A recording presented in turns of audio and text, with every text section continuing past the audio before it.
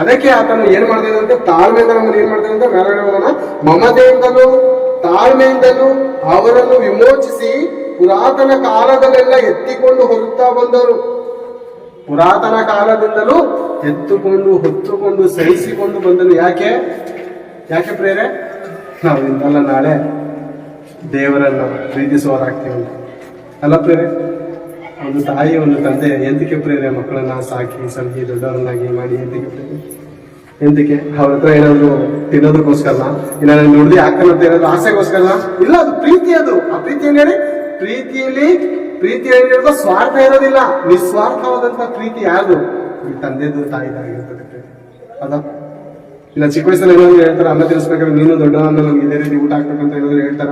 ಇಲ್ಲ ಪ್ರೀತಿ. ಈ ತರ ಪ್ರೀತಿ ಏನಾಗಿರ್ತದೆ ಅಂದ್ರೆ ನಿಸ್ವಾರ್ಥವಾದಂತ ಪ್ರೀತಿ. ದೇವರು ನಮಗೆ ಯಾವ ರೀತಿ ಸಾಕ್ತಾ ಇದ್ದಾನೆ? ನಿಸ್ವಾರ್ಥಿಯಾಗಿ ಸಾಕ್ತಾ ಇದ್ದಾನೆ.